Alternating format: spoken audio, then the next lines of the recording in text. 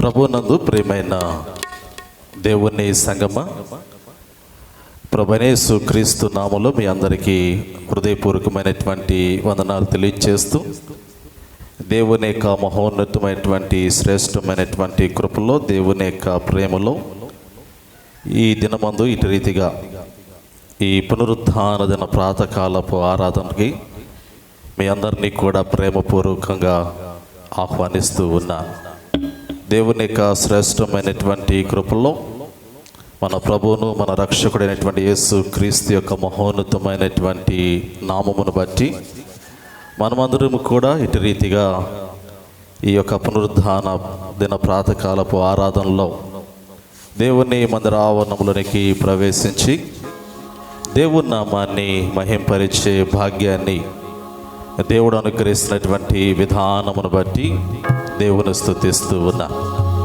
అందరూ తలలు వంచినట్లయితే చిన్న ప్రార్థన చేసుకొని ఈ యొక్క పునరుద్ధాన దిన ప్రాతకాలపు ఆరాధనని మనము ప్రారంభించుకుందాం. ప్రార్థన చేసుకుందాం. తలలు వంచండి. సర్వకృపానిధిగు మా ప్రియ పరలోకపు తండ్రి, మీ ఘనమైన పరిశుద్ధమైన నామమునకు స్తుతులు స్తోత్రములు నాయన.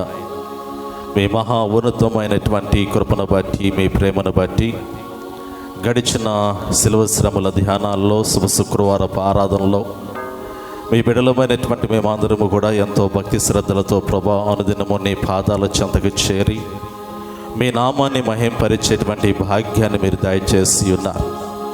ప్రభా, మీరు మమ్మల్ని ఎంతగానో ప్రేమించి మాలో ఉన్నటువంటి సకల విధములైనటువంటి పాపములన్నింటినీ కూడా తీసివేయటానికి నరవతారిగా జన్మించిన ఆయన మా పాపములన్నీ కూడా మీ శరీరము మీద మోపుకొని కలువరి శిలువలోనైనా బలియార్పణగా ప్రభా మీ యొక్క దేహమును, మీ ప్రాణమును అర్పించి మాకు పాప విమోచన క్షమాపణ ప్రభ మీరు దయచేసిన విధానమును బట్టి మిమ్మల్ని స్తుతిస్తూ ఉన్నా. ప్రభా, ఈ దినమందు సమాధిని గెలిచి పునరుత్థానమైనటువంటి ఈ శ్రేష్టమైనటువంటి మహోన్నతమైనటువంటి పర్వదినాన్ని ప్రభా మేమందరము కూడా ఎంతో భక్తి శ్రద్ధలతో ప్రభా నీ సన్నిధానములు జరుపుకునేటువంటి భాగ్యాన్ని మీరు మాకు అనుగ్రహిస్తున్న విధానమును బట్టి మిమ్మల్ని స్తుతిస్తూ ఉన్నా. ప్రభా, ఈ దినమంది యొక్క ఆరాధనలో మేము పాడేటువంటి పాటలలో ప్రభా నీ సన్నిధిని మాకు తోడుగా ఉంచండి. నీ ప్రియ దాసులు, దైవజనులు రెవరెండ్ డాక్టర్ నందిగం వసంతరావు గారిని ఆయన దేవుని యొక్క వర్తమానం అందించేటువంటి సమయంలో మీ శ్రేష్టమైనటువంటి పరిశుద్ధాత్మ యొక్క నడిపింపు, ప్రసన్నత మెండుగా మీరు దయచేయమని వేడుకొనొచ్చు ఉన్నా. ప్రభా, యొక్క ఆరాధనలో ఆది నుంచి అంతం వరకు మీ యొక్క అధ్యక్షతను అనుగ్రహించండి. మీ సన్నిధిని తోడుగా ఉంచండి. నీ పాదాల చెంతకు వచ్చిన వారందరినీ కూడా మీరు దీవించండి. ఇంకా రావాల్సినటువంటి వారందరినీ కూడా త్వరగా మందిర ఆవరణకు నడిపించి ఈ ఆరాధన అంతట్లో మా ద్వారా మీరే నీ నామానికి మహిమ తెచ్చుకోమని యేసు క్రీస్తు నామములో అడిగి వేడుకొనొచ్చున్నాము తండ్రి, ఆమేన్. పరిశుద్ధుడైన లూకా రాసినటువంటి సువార్త 24వ అధ్యాయము మొదటి 6 వచనాలు మన మధ్య ఉన్నటువంటి శ్రీమతి సహోదరి పి స్వర్ణలత గారు ముందుకు వచ్చి దేవుని యొక్క వాక్య భాగమును చదివి వినిపించవలసిందిగా మనం చేస్తూ ఆహ్వానిస్తూ ఉన్నాం. ఆదివారం నా తెల్లవారుచుండగా ఆ స్త్రీలు తాము సిద్ధపరిచిన సుగంధ ద్రవ్యములను తీసుకొని సమాధి యొద్దకు వచ్చి సమాధి ముందర ఉండిన రాయిని దొరలింపబడి ఉండటం చూచి లోపలికి వెళ్ళింది. కానీ ప్రభువైన యేసు దేహము వారికి కనబడలేదు. ఇందును గూర్చి వారికి ఏమీ తోచక ఉండగా ప్రకాశమానమైన వస్త్రము ధరించిన 2 మనుషులు వారి యొద్ద నిలవబడిరి. వారు భయపడి ముఖములను నేలమోపి ఉండగా, వీరు సజీవుడైన వీరిని వీరెందుకు మృతుల్లో వెతుకుచున్నారు? ఆయన ఇక్కడ లేడు, ఆయన లేచి ఉన్నాడు. ఆయన ఇంకా గలిలయలో ఉండినప్పుడు. దేవుడు వాక్యం దీవించునుగా.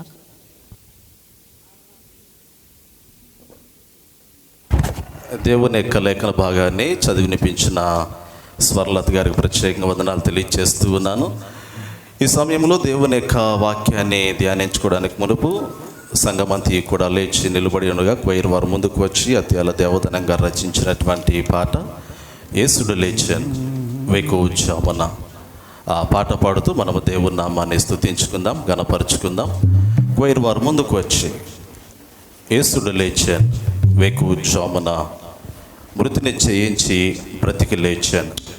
ఈ పాట పాడిన తరువాత మనము దేవుని యొక్క వర్తమానంలోనికి వెళదాం. కోయిర్ వారు ముందుకు వచ్చి పాట పాడుతూ ఉన్నటువంటి సమయంలో సంఘములో ఉన్నటువంటి వారందరూ కూడా కోయిర్ వారిని అనుసరించి చక్కటి గంభీరమైనటువంటి స్వరములతో ఈ ఉదయకాల సమయంలో మన రక్షకుడైనటువంటి యేసుక్రీస్తు మరణమును గెలిచి లేచినటువంటి ఈ శ్రేష్టమైనటువంటి సంతోషకరమైనటువంటి దినాన్ని ఆనందంతో ఘనముగా జరుపుకుందాం. కోయిర్ వారిని అనుసరించి పాట పాడవలసిందిగా మనం చేస్తూ ఉన్నాం.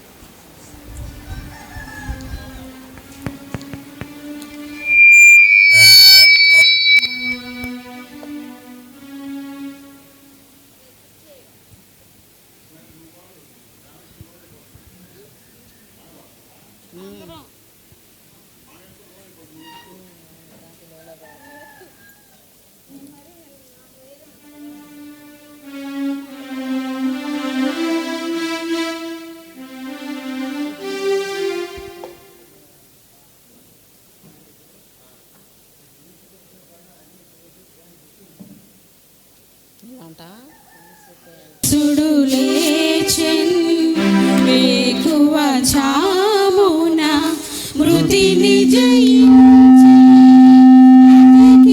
లేచెను. యేసుడు లేచెను వేకువ జామున మృతిని జయించి బ్రతికి లేచెను.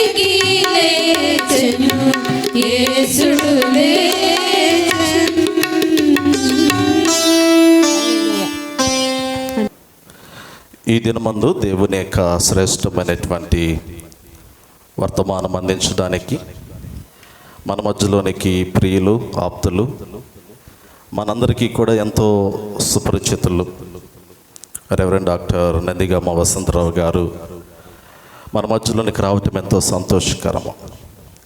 గడిచిన దినాల్లో ఈస్టర్ కానీ క్రిస్మస్ దినాల్లో కానీ చక్కగా మనము అడిగినటువంటి సమయంలో, మనము కోరినటువంటి సమయంలో మందిరంలోనికి వచ్చి దేవుని యొక్క వర్తమానం అందించాలని వారిని అడిగిన వెంటనే కాదనక ఎంతో సంతోషముతో, ప్రేమతో అంగీకరించి మన మధ్యకు వచ్చేటువంటి దైవజనుల్లో వసంతరావు గారు ప్రముఖులని నేను బాహుటంగా జ్ఞాపకం చేస్తూ ఉన్నాను.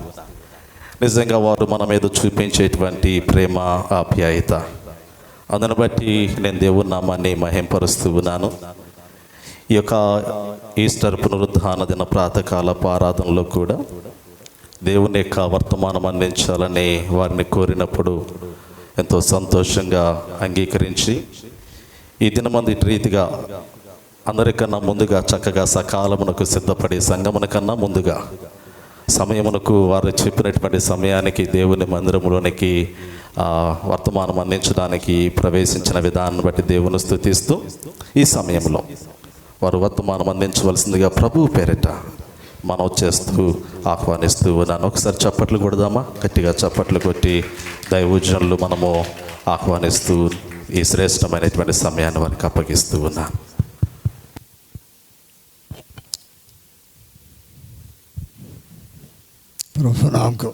ప్రభునామకు స్తోత్రములు. ప్రేమైనటువంటి దేవుని సంఘమా, దేవుని బిడ్డలారా, మీ అందరికి కూడా దేవుని యొక్క మహాకృపను బట్టి వందనాలు తెలియజేస్తూ ఉన్నాను. మరి ఈ సమయంలో నాకంటే పెద్దలు, అనుభవజ్ఞులు, నేను వారి కళ్ళ ముందు పుట్టి పెరిగినటువంటి వాడను. మరి ఇటువంటి శ్రేష్టమైన వాక్యాన్ని దేవుడు ఈ రీతిగా నాకు అనుగ్రహించినందుకు మొదటిగా నా ప్రభువైనటువంటి యేసుక్రీస్తు వారికి స్తుతులు, స్తోత్రములు చెల్లిస్తున్నాను. అదే రీతిగా ఈ యొక్క ఈస్టర్ సందేశమునకు నన్ను ఆహ్వానించినటువంటి మరి దైవ సేవకులు రాజేశ్వరి గారికి కూడా ప్రభు కృపను బట్టి వందనాలు తెలియజేస్తున్నాను. రైట్, మంచిది. ఈ సమయంలో దేవుని యొక్క వాక్యాన్ని ధ్యానించుకునే ముందుగా ప్రార్థన చేసుకుందాం. దయచేసి అందరూ తల్ల వంచవలసిందిగా మనవి చేస్తున్నాను. ప్రేమ కలిగిన మా తండ్రి, దయగలిగిన దేవా, కృపా సత్య సంపన్నుడా, సర్వశక్తిమంతుడా, సర్వోన్నతుడైన దేవుని కుమారుడా, అయా మీ ఘనమైన, ఉన్నతమైన, శ్రేష్టమైన, సుందరమైన బంగారు పాదముల కొరకు స్తుతులు, స్తోత్రములు చెల్లిస్తున్నాం ప్రభా. ఇదిగో నా తండ్రి, ఈ ప్రాతకాల సమయంలో మీ పరిశుద్ధమైన మందిరములో మీ బిడ్డలమైనటువంటి మమ్ములందరినీ చేర్చి మిమ్ములను స్తుతించి, మిమ్ములను ఘనపరిచి, మిమ్ములను ఆరాధించే గొప్ప భాగ్యాన్ని మాకు ఇచ్చినందుకు మీకే స్తోత్రములు చెల్లిస్తున్నాం ప్రభా. 2022 సంవత్సరాల క్రితం ప్రభా నాయనా, మీరు శరీరధారిగా జీవించి అనేకమైనటువంటి ఆశ్చర్యమైన, అద్భుతమైన కార్యములను చేసి ప్రభా నాయనా, మనుష్య కుమారుడుగా ఈ పాపిష్టి జనానికి అప్పగించబడి నాయన సిలువ వేయబడి, శ్రమపడి, మరణించి మరణాన్ని జయించిన దినాన్ని పురస్కరించుకొని ప్రభా నాయన, ఈ దినాన మీ బిడ్డలు మిమ్ములను స్తుతించాలని చేరాం ప్రభా.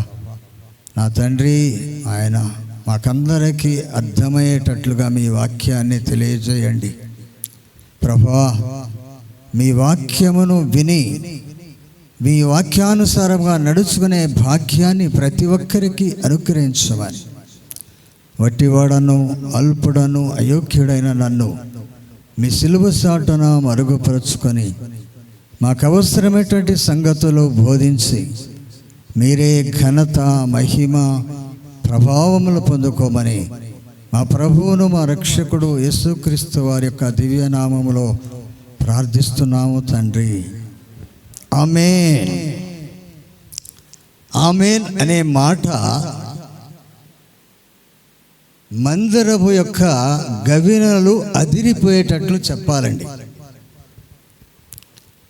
ఎందుకంటే ఆమేన్ అనే మాటకు అర్థం జరుగునుగాక, ప్రార్థించిన విధముగా జరుగునుగాక అని అర్థం. అటువంటి విశ్వాసపూరితమైనటువంటి మాట ప్రతి ఒక్కరు కూడా ప్రభు అయినటువంటి యేసుక్రీస్తు వారు మన స్వరం వినేలాగా ఆమేన్ అనటం అనేది ఎంతైనా మనందరికీ ఆశీర్వాదకరం. ప్రియమైనటువంటి దేవుని సంఘమా,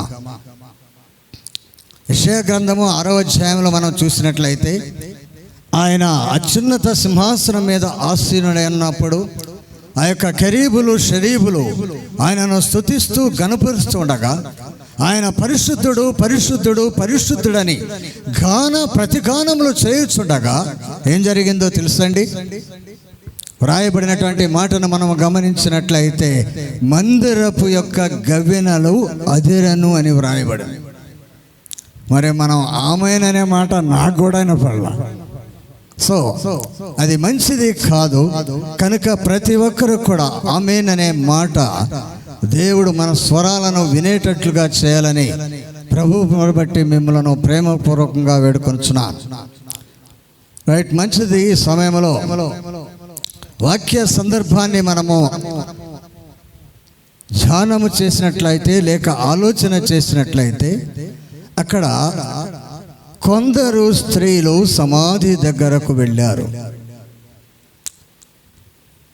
వారు వెళ్ళినప్పుడు సమాధి రాయి దొర్లించబడి ఉండుట చూశారు. చూసిన తర్వాత వారికి అక్కడ పరిస్థితి ఏమిటో అర్థం కాల. కలవరం పడ్డారు, అయోమయమైనటువంటి పరిస్థితిలో ఉన్నారు. ఏంటి ఇక్కడ? ప్రభువారు లేస్తారని చెప్పాడు, ప్రభువారు సమాధిలో లేడు అని చెప్పి వారు ఆ ప్రాంతం అంతా కలయి చూస్తూ ఉండగా జరిగినటువంటి ఆ విషయం ఏంటంటే ప్రకాశమానమైనటువంటి ఇద్దరు మనుష్యులు, అనగా ఇద్దరు దేవుని యొక్క దూతలు అని అర్థం. ప్రేమటువంటి దేవుని సంఘమా, వారితో మాట్లాడినటువంటి మాటను మనము ఆలోచన చేసినట్లయితే లేక ధ్యానము చేసినట్లయితే, సజీవుడైన వానిని మృతులలో మీరు ఎందుకు వెతుకుచున్నారు? ఆయన లేడు, లేచి ఉన్నాడు, ముందుగానే గలిలయకు వెళ్ళి ఉన్నాడని ఆ దేవదూత లేక దేవదూతలు ఆ స్త్రీలతో మాట్లాడినట్టుగా లేఖన భాగంలో మనం చూస్తున్నాం. ప్రేమేటంటి దేవుని సంఘమా, సువార్తలు మనము 4 సువార్తల్లో మనము ధ్యానము చేసినట్లయితే ఎక్కువ భాగము ఆ సమాధి వద్దకు ఆ తెల్లవారుజామున స్త్రీలే ఎక్కువగా వెళ్ళినట్టుగా లేఖన భాగం మనకు తెలియజేయబడుచున్నది సంఘమా. ఎందుకంటే ఆ మాటను ప్రభు అయినటువంటి యేసుక్రీస్తు వారు చెప్పాడు. ఆ మాట ఏం చెప్పాడో తెలుసండి? ఆయన యొక్క శిష్యులందరితో చెప్పినటువంటి మాట ఏమనగా, మనుష్య కుమారుడు ఇదిగో ఈ పాపిష్టి జనాంగానికి అప్పగించబడి ఆయన శ్రమ నొంది మరి సిలువ వేయబడతాడు, ఆ తదుపరి 3వ దినాన నేను లేస్తానని చెప్పినటువంటి మాట పురుషులు లేక స్త్రీలు లేక శిష్యులైతే మరిచిపోయారు. కానీ జ్ఞాపకము ఉంచుకొని ఎంతో భక్తి శ్రద్ధలతో సుగంధ ద్రవ్యములను తీసుకొని ఆ 3వ దినం కోసం నిరీక్షిస్తూ ఎప్పుడు తెల్లవారుతుందా అనేటువంటి ఒక తృష్ణతో గొప్ప విశ్వాసముతో ఆ స్త్రీలు ఆ సమాధి దగ్గరకు వెళ్ళినప్పుడు వారికి నిరాశ ఎదురై. ఎందుకు నిరాశ ఎదురైంది? ఎందుకు ఎదురైందండి చెప్పాలా? ప్రభునటువంటి యేసుక్రీస్తు వారు ఆ సమాధిలో లేడు. సమాధి రాయి దొర్లించబడింది. వారి పరిస్థితి అయోమయ పరిస్థితిలో పడింది. నిరాశతో, నిస్పృహతో, ఏమి చేయాలో తోసక మరి ఒక నిస్సహాయ స్థితిలో వారు తల వంచుకొని ఉన్నారు. ఆ సందర్భంలో దేవుని యొక్క దూతలు మాట్లాడినట్టుగా లేఖన భాగం మనకు తెలియజేస్తుంది. ప్రియమైనటువంటి దేవుని సంఘం, అయితే సజీవుడైన వానిని మృతులలో మీరు ఎందుకు వెతుకుచున్నారు? ఈ ఉదయకాల సమయంలో మన ధ్యానాంశము సజీవుడు. సజీవుడు అనగా అర్థం ఏమిటంటే నిత్యము యుగ యుగములు జీవించువాడు అని అర్థం. ప్రకటన గ్రంథంలో వ్రాయబడి ఉంది, నేను మొదటి వాడను కడపటి వాడను యుగ యుగములు జీవించువాడను అన్నాడు.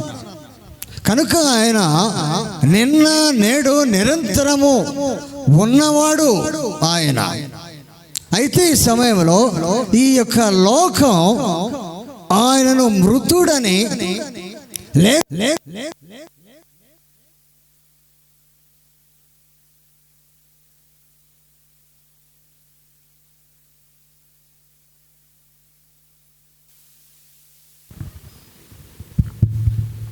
Praise the Lord.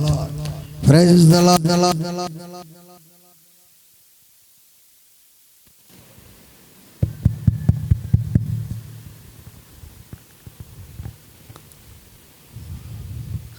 ఈ లోకం ఆయన లేచి ఉన్నాడంటే నమ్మలేదండి. అంతేకాదు ఆయనతో పాటు 3.5 సంవత్సరములు ప్రభువారితో తిరిగి కలిసి మెలిసి భోజనాలు చేసి ఆయనతోనే నిత్యము 3.5 సంవత్సరములు జీవించినటువంటి శిష్యులు ఆయనకు ఏమని ముద్ర వేశారో తెలుసండి? ఏమని ముద్ర వేశారో తెలుసండి? యేసు ప్రభువారికి ఆయన నమ్మినటువంటి శిష్యులు ఆయనకు వేసినటువంటి ముద్ర ఏమిటో తెలుసండి? దయ్యం. ఏమిటండి? యేసు ప్రభువారిని చూసి భూతం, దయ్యం. ఎంత విచారకరమైనటువంటి విషయం.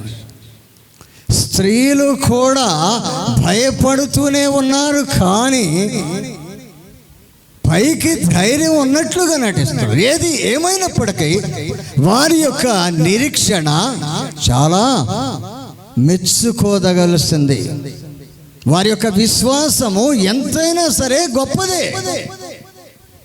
లేఖన భాగాల్లో మనము ఆలోచన చేసినట్లయితే ప్రియమైనటువంటి దేవుని సంఘమా, సృష్టి ఆరంభములో అవ్వమ్మ చేసినటువంటి అవిధేయత వల్ల లేక పొరపాటు వల్ల పౌలు భక్తుడు ఏమి రాశాడో తెలుసండి? ఏమి రాశాడు? అంతా సీనియర్స్, ఎన్నో సంవత్సరాల నుంచి వాక్యాన్ని వింటున్నారు. ఎందుకంటే నాకు ఒక పాడు అలవాటు ఉంది, ఏదైనా సరే ఎక్కువగా ప్రశ్నించే అలవాటు ఉంది. రైతు మరి మరొక విధంగా నన్ను అపార్థం చేసుకోవద్దని మిమ్మల్ని కోరుకుంటున్నాను. అక్కడ ఏమి రాశాడు ఆయన క్రొత్త నిబంధన గ్రంథాన్ని మనము గమనించినట్లయితే, స్త్రీ చేసినటువంటి ఆ అవ్వమ్మ చేసినటువంటి అవిధేయతను బట్టి, ఆమె చేసినటువంటి తిరుగుబాటును బట్టి ఏం మాట్లాడాడండి గ్రంథంలో? స్త్రీ బలహీనమైన ఘటం.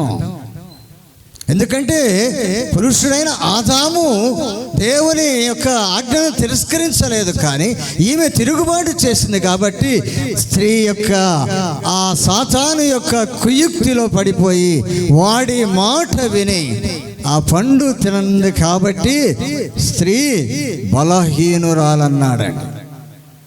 బలహీనురన్నాడు ఆ సందర్భాన్ని బట్టి. కానీ వాక్య భాగాన్ని మనము ఆలోచన చేసినట్లయితే స్త్రీ యొక్క చరిత్ర పరిశుద్ధ గ్రంథములో చాలా ఉన్నతమైనది ప్రియమైనటువంటి దేవుని బిడ్డలారా.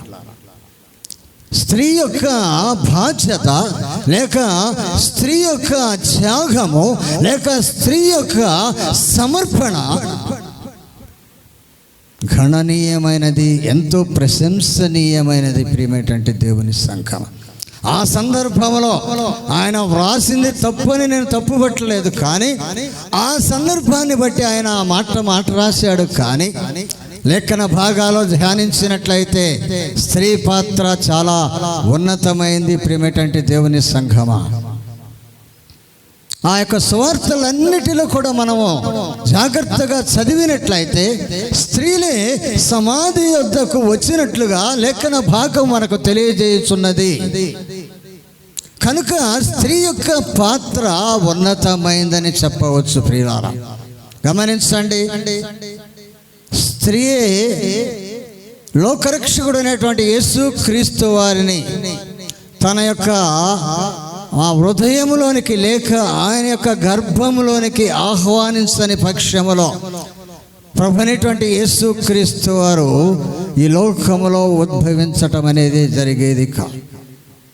ఆమె చేసినటువంటి త్యాగం, ఆమె చేసినటువంటి ఆ యొక్క ఆ ఉన్నతమైనటువంటి అనేక మంది నిందించిన, ఎన్ని అనుమానాలు వచ్చినా, తల్లిదండ్రులు వీడినా, ప్రధానం చేసుకున్నటువంటి ఆ వ్యక్తి విడిచిపెట్టిన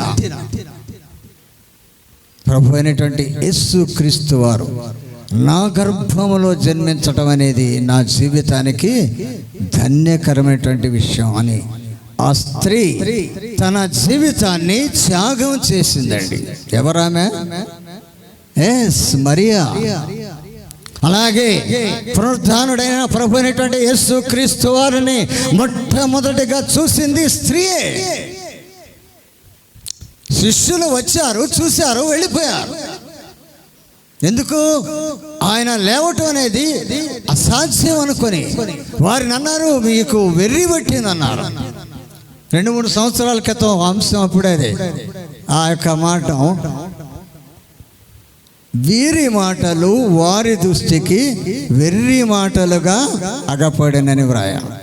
సుమారు 3 సంవత్సరాల క్రితమేనా ఆ అంశం అదనం. ఇక్కడ మనం లెక్కన భాగాలు మనం చూసినట్లయితే శిష్యులు మరిచిపోయారు, ఆయన చెప్పినటువంటి మాటను మరిచిపోయారు. రోమా సామ్రాజ్యానికి ప్రధాన యాజకులకు భయపడిపోయి రహస్య స్థలాల్లో తలదాచుకుంటున్నారండి. కానీ స్త్రీ యొక్క ఆ వేకువ జామున ఆ యొక్క సమాధుల యొక్క ఆ తోటలో ఒక్కతే, అందరూ వెళ్ళిపోయిన ఒక్కతే కలే చూస్తూ తిరుగుతూ ఏడుస్తుంది.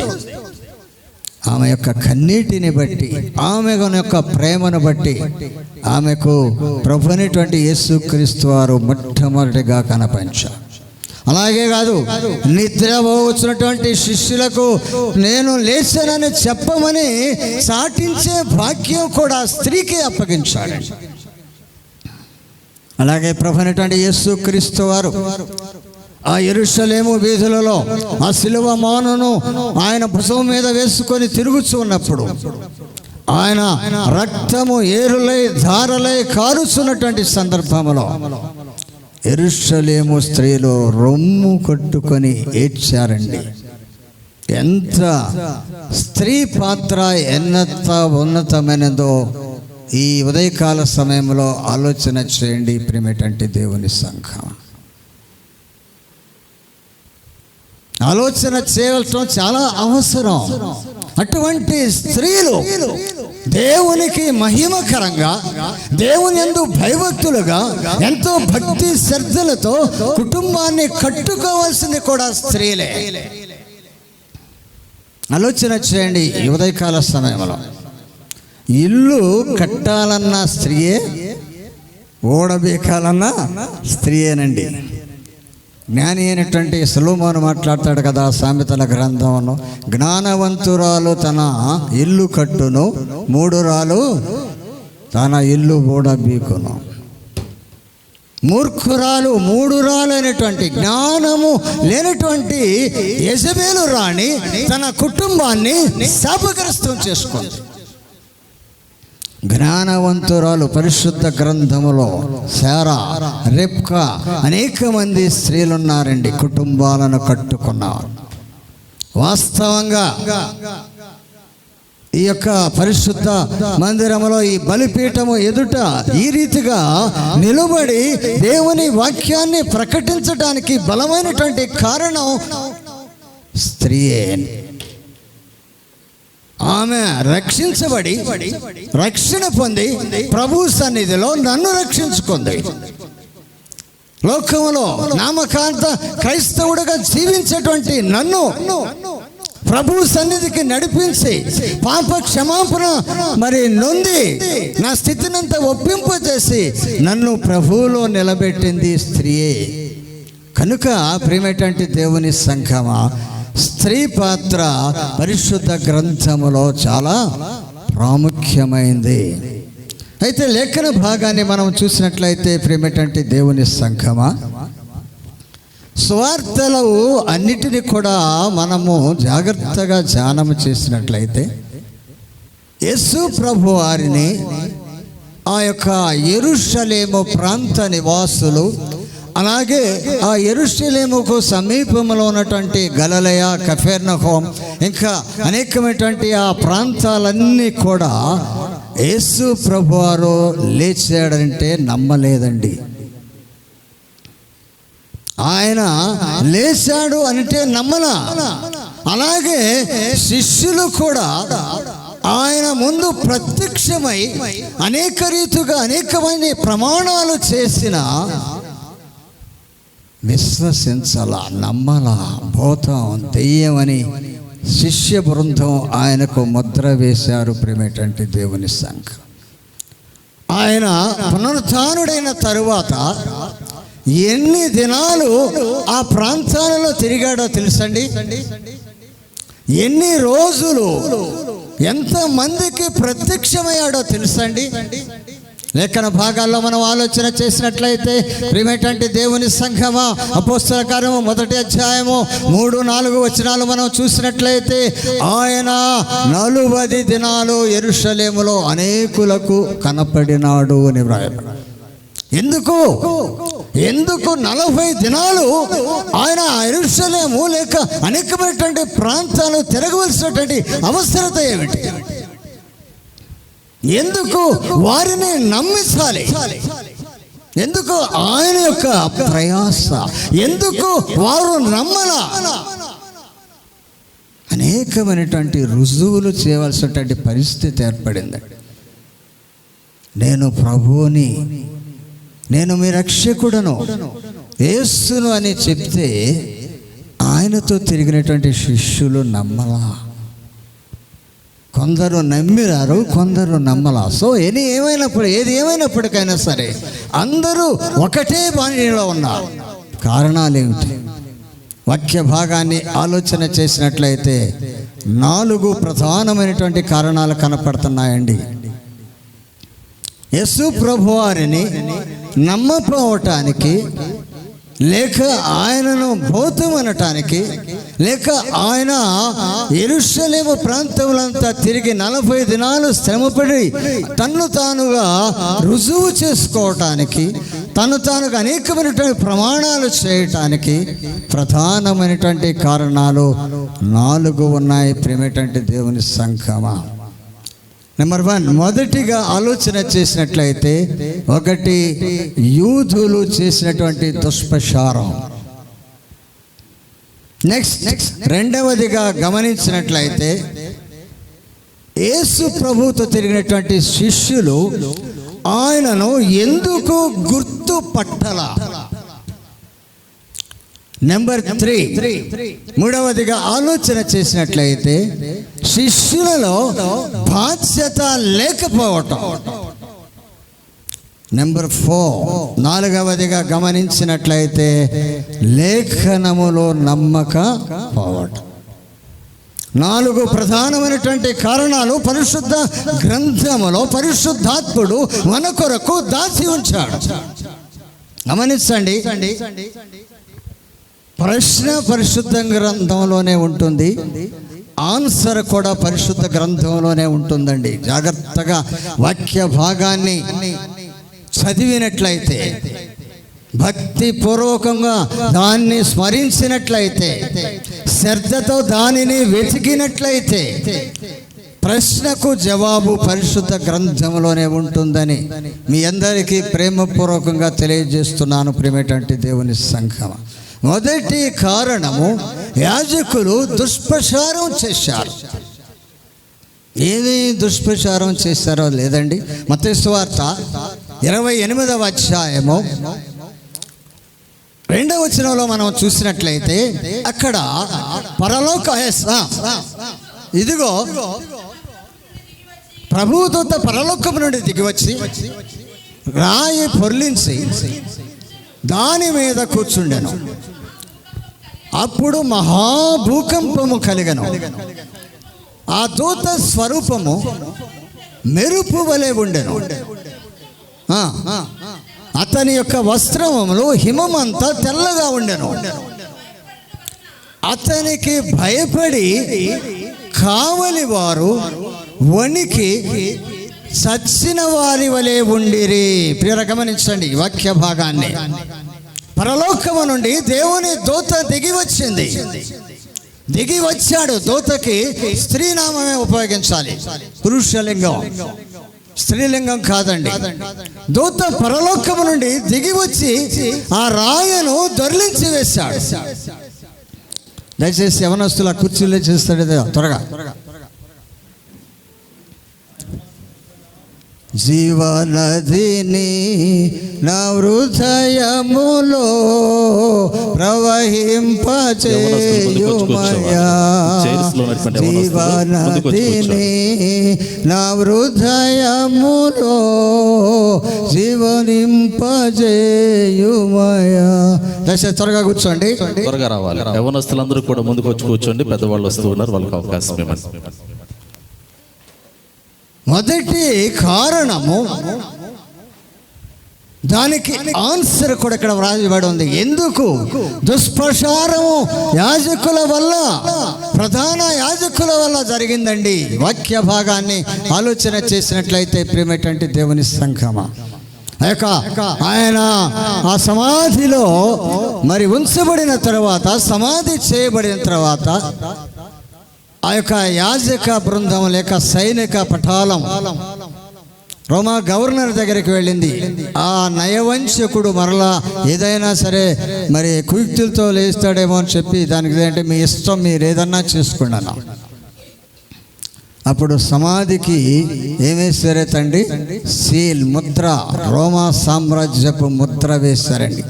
వాక్యాన్ని శ్రద్ధగా వినటం మంచిది, వాక్యముపై దృష్టి ఉంచటం మంచిది. వాక్యము వినాలి, వాక్యానుసారమైనటువంటి జీవితాన్ని కట్టుకోవాలి. వాక్యము విని వదిలిపెట్టేవారుగా ఉండకూడదండి. వాక్యాన్ని వినాలి, దాన్ని హృదయములో పదిలపరుచుకోవాలి. అంతేకాని అనాలోచనగా అశ్రద్ధగా ఉంటే దేవుని యొక్క వాక్యము నీ హృదయములో ఎంత మాత్రము కూడా స్పందించదంతే. ఎందుకంటే ఎవని మనస్సు వాని మీద ఆనుకొనునో వానిని పూర్ణ అంతగలవాడుగా చేస్తాను. కనుక మీ యొక్క మనసు లేక మీ యొక్క దృష్టి దేవుని మీద ఆనుకోవాలి. అప్పుడే వాక్యము మీ హృదయాన్ని స్పందిస్తుంది, ఒక అద్భుతమైన ఆశ్చర్యమైనటువంటి కార్యం చేస్తుంది. అంతేకాని ఆచార భక్తి, అలవాటు భక్తి, ఇంకా వాడుక భక్తి, వేడుక భక్తి ఎంత మాత్రము కూడా దేవుని రాజ్యానికి చేర్చదని పరిశుద్ధ గ్రంథం తెలియజేస్తుంది. ప్రియమైనటువంటి దేవుని సంఘమా, ఆయనను ఆరాధించువారు ఎట్లా ఆరాధించాలండి? ఆత్మతోనూ సత్యముతోనూ ఆరాధించాలి. ఏదోలే వచ్చాము కొండ గంట వెళ్దాం ఆనవాయితీగా అలవాటుగా కాదండి. ఆయన లేఖనాన్ని నమ్మాలి, ఆయన ప్రవచనాన్ని నమ్మాలి, ఆయన మాట యందు విశ్వాసం ఉంచాలి. పరిశుద్ధ గ్రంథం తెలియజేస్తుంది. ప్రియమైనటువంటి దేవుని సంఘమా, ప్రధాన యాజకులు దుష్ప్రచారం ఏం చేశారో తెలుసండి. నెంబర్ 4 అనుభవాలు చెప్పాను, 4 పాయింట్స్. నెంబర్ 1, మొదటిగా ఇదిగో ఆయనను నమ్మకపోవటానికి, రెండవదిగా ఆయనను భూతము దెయ్యమని ముద్ర వేయటానికి ప్రధానమైనటువంటి కారణాలు 4 ఉన్నాయి. మొదటి కారణం యాజకులు చేసినటువంటి దుష్ప్రచారం. అందుకని ఇక్కడ మనం చదువుకునేటువంటి భాగం మత్తయి సువార్త 28వ అధ్యాయము 2వ వచనంలో మనం చూస్తున్నట్లయితే, ఆయన యొక్క సముఖంలో నుండి దేవదూత ఇదిగో భూలోకానికి వచ్చి ఆ మూత వేసినటువంటి ఆ యొక్క సమాధి రాయిని దొర్లించి వేశాడు. దొర్లించి వేసి ఆ రాయి మీద దూత కూర్చున్నాడు. అతని యొక్క వస్త్రములు హిమమంతా తెల్లగా ఉన్నాడు. దూత వచ్చినప్పుడు జరిగినటువంటి అద్భుతం కార్యమేమనగా ఇదిగో మెరుపు మెరిసింది. ఆ మెరుపుకి దూత ప్రత్యక్షమై ఇదిగో ఆ బండ మీద కూర్చున్నప్పుడు కావలి వారు వణుకుచూ చచ్చిపడి ఉండిరి. వణుకుతున్నారు, చచ్చిపోయిన వారితో సమానమని అర్థం. ఆ రీతిలో ఉన్నారు. ఆ తరువాత వాక్య భాగాన్ని మనం చూసినట్లయితే 12, 13, 14, 15 వచనాల్లో మనం చూసినట్లయితే ఈ సైనికులందరూ కూడా ఆ యొక్క దృశ్యాన్ని కన్నులారా చూసి ఇదిగో ప్రధాన యాజకుల దగ్గరికి వెళ్ళారండి. 12, 13, 14, 15 మీరు ఇంటి దగ్గరికి వెళ్ళి జాగ్రత్తగా చదువుకోండి, సమయం చాలు. కనుక ప్రియమైనటువంటి దేవుని సంఘం వారు వచ్చారయ్యా, ఇదిగో ఆకాశం నుండి ఒక దూత వచ్చింది. ఆ దూత వచ్చి రాయను దొర్లించేసింది.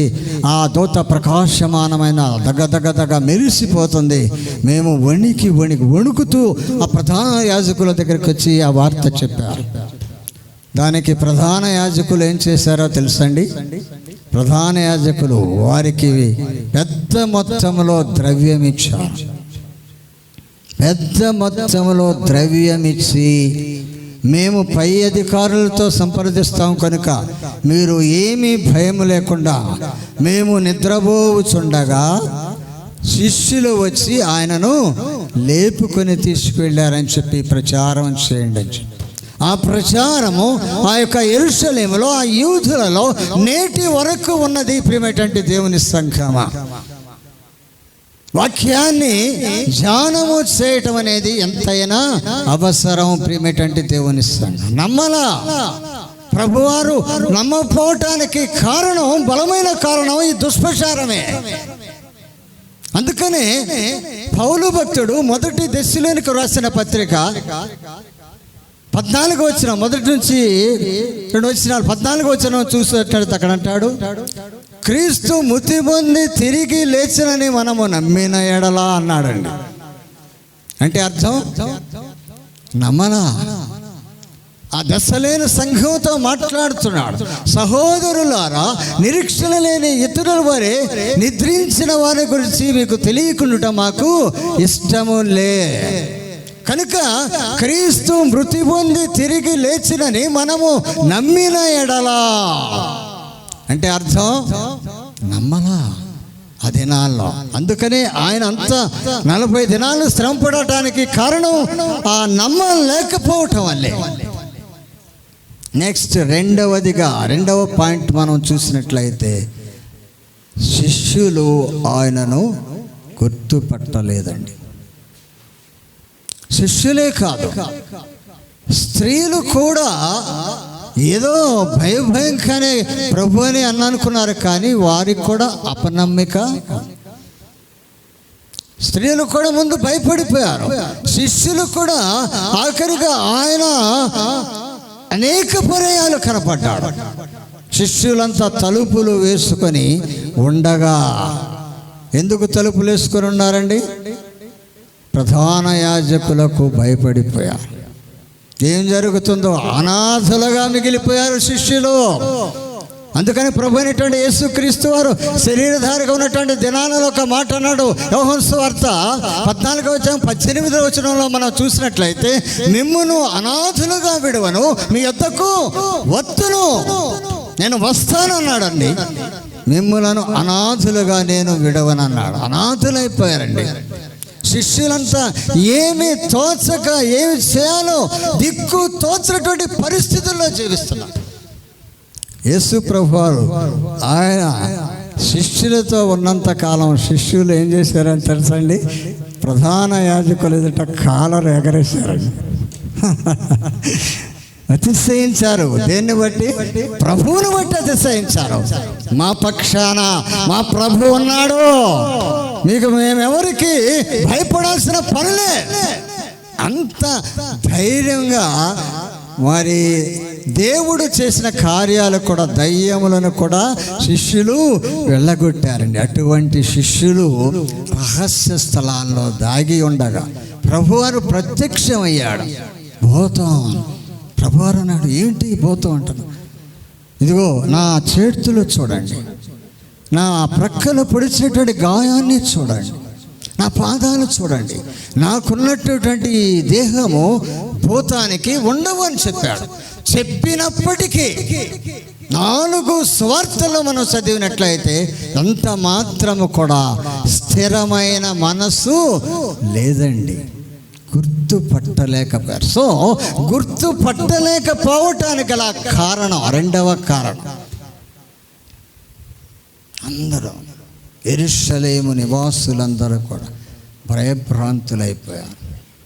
ఆయన గుర్తుపట్టలేని పరిస్థితిలో ఉన్నాడు. ప్రేమేంటంటే దేవుని సంఘం. ఎందుకని లేఖన భాగాల్లో మనము ఆలోచన చేసినట్లయితే ప్రేమేంటంటే దేవుని సంఘమా, ఆయన యొక్క ఇదిగో వస్త్రములు, ప్రకటన గ్రంథము 1వ అధ్యాయము 13 నుంచి కొన్ని వచనాలు మీరు జాగ్రత్తగా చదివినట్లయితే ఆయన వస్త్రములు పాదముల వరకు దిగి ఉండెను, ఆయన రొమ్మున బంగారు దట్టి ఉండెను, ఆయన తల వెంట్రుకలన్నీ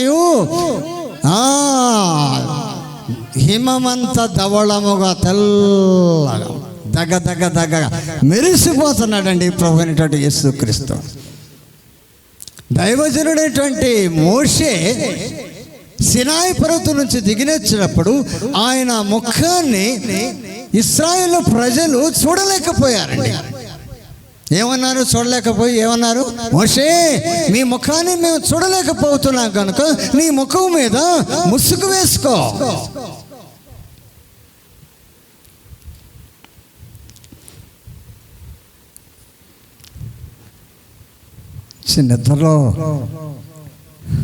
నిద్రావస్థలో ఒకళ్ళు ఎదురున్నట్టున్నారు.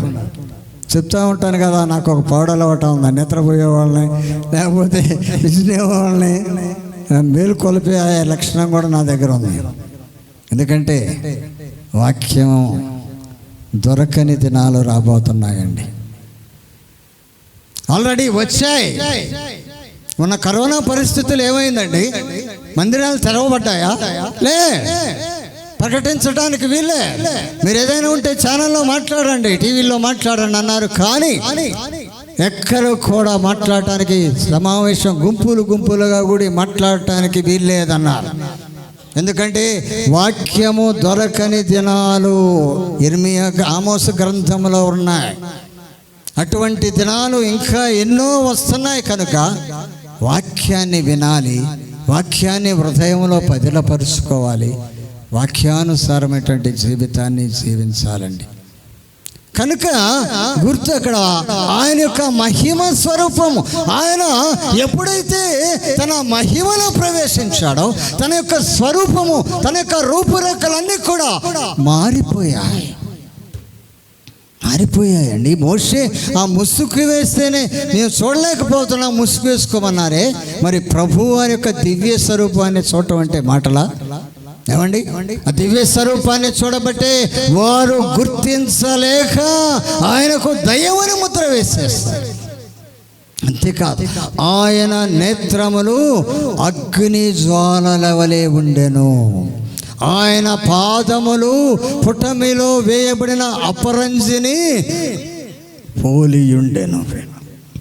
అందువల్ల ఆయనను గుర్తించలేక ఆయన మీకు దయ్యము భూతమని ముద్ర వేశారు. ప్రియమైనటువంటిది వీరి యొక్క ఆ ముద్రను తొలగించడానికి కోసమే ఆయన యొక్క అనేకమైన ప్రమాణాలు చేయవలసినటువంటి అవసరత ఏర్పడింది. అంతేకాదు వారిని బలపరచడానికి, వారిని సృష్టి యొక్క నలుదిక్కులకు సువార్తను వ్యాపింపజేయడానికి వారే బలమైనటువంటి కారణం కనుక వారిని విడిచిపెట్టాల ప్రభువైనటువంటి యేసు. ఎంత ప్రేమామూర్తి అండి ప్రభువైనటువంటి యేసుక్రీస్తు. ఆయనను అనుమానించిన, ఆయనను ద్వేషించిన, ఆయనను విసిగించిన ఏమాత్రము కూడా బాధపడక వారిని బలపరిచాడు ప్రేమటువంటిది. వారు గుర్తించలేకపోవటానికి కారణం ఆయన యొక్క మహిమా స్వరూపం. అందుకనే లూకా సువార్త 24వ అధ్యాయము 26-27 వచనాల్లో ఉంటాడు, మనుష్య కుమారుడు మృతి పొందిన తరువాత ఇదిగో ఆయన యొక్క మహిమలో ప్రవేశించటము అగత్యము కాదా? ఆయన మహిమలో ప్రవేశించడం అనేది సత్యం. అందువలనే ఆయన యొక్క మహిమ స్వరూపాన్ని వారు గుర్తించలేకపోయారు. గుర్తించలేకపోవటానికి కారణం ఆయన యొక్క మహిమ స్వరూపంలో ప్రవేశం. ఆయన మహిమలో ప్రవేశించలేకపోవటం వల్లే ప్రభు అయిన యేసుక్రీస్తు వారిని శిష్యులు గుర్తించలేకపోయారు. ప్రియమైనటువంటి దేవుని సంఘం. నెక్స్ట్ మూడవదిగా ఆలోచన చేసినట్లయితే బాధ్యత లేదండి శిష్యులకు. ప్రియమైనటువంటి దేవుని బిడ్డలారా, శిష్యులను విమర్శించే అంత గొప్పవారు మనం కాదు, కానీ వాక్య సందర్భాన్ని బట్టి మాట్లాడాలి. వారి విశ్వాసం ఎక్కడ, మన విశ్వాసం ఎక్కడ? వారి యొక్క ప్రయాస ఎంత, మన ప్రయాస ఎంత? వారి యొక్క విశ్వాసములో 100% 1% కూడా మనకు లేదండి. అంత గొప్ప యోధులు వారు. దేవుని కొరకు సజీవ యాగమైపోయారండి. ఆ టైఫర్ నది ఒడ్డున ఆ యొక్క పరిశుద్ధాత్మ పూర్ణటువంటి మొదటి శిష్యుడైన పేతురు తల్లక్రిందులుగా సిలువ వేయబడ్డాడండి. లేఖన భాగంలో భక్తుల యొక్క, శిష్యుల యొక్క మరణాలను మనము ఆలోచన చేసినట్లయితే ఎంత దయానీయమో అనండి. బర్తలోమాయ్ బ్రతికి ఉండగానే పదునైనటువంటి కత్తులను తీసుకొని అతనిని వ్రేలగట్టి అతనిని చర్మం వలిసారండి. రక్తం కారుచు కారుచు ప్రాణాన్ని విడిచాడండి బర్తలోమాయ్. లేఖన భాగాలు ఆలోచన చేసినట్లయితే చిన్న యాకోబుని యెరూషలేము కొండపైన ఇదిగో చేతులు జోడించి ఆయన ప్రార్థిస్తుండగా ఆయన చేతులకు సంకెళ్ళు వేసి ఆ ఎత్తైన శిఖరముల నుండి త్రోసివేశారు. మనం ఏం చేసామండి ప్రభు వారి కోసం? ఏం చేసాం మనం?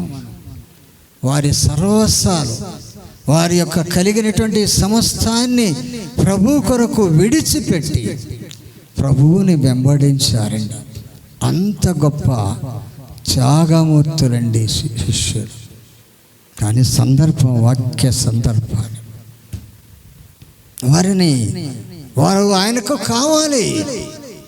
సర్వ సృష్టికెళ్ళి స్వార్థను ప్రకటించాలి అనేటువంటి ఒక గొప్ప బలమైనటువంటి హృదయంతో ప్రభు అయినటువంటి యేసుక్రీస్తు వారు ఆ శిష్య బృందం ఎంత ఎదిరించినా, ఎంతగా విసిగించినా, ఎంతగా ఆయనను అనుమానించినా వారిని విడిచిపెట్టలేదు ప్రియమైనటువంటి దేవుని సంఘమ. అందువల్ల శిష్యులు ఆ భయంలో తన యొక్క ప్రభు అయినటువంటి యేసుక్రీస్తుని గుర్తించలేకపోయారు.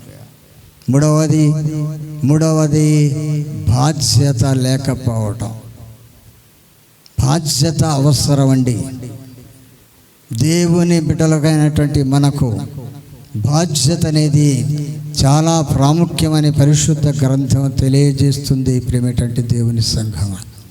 ఎందుకంటే ప్రభువైనటువంటి యేసుక్రీస్తు వారితో ఉన్నప్పుడే నేను ఈ రీతిగా ప్రభు దగ్గరికి వెళ్తాను, ఇదిగో ఈ యొక్క ముష్కరులు నన్ను పట్టుకొని ఈ రీతిగా చంపుతారు, లేదా 3వ దినాన లేస్తానని చెప్పినప్పుడు విన్నారే కానీ వారి బాధ్యతను తెలుసుకోలేదండి.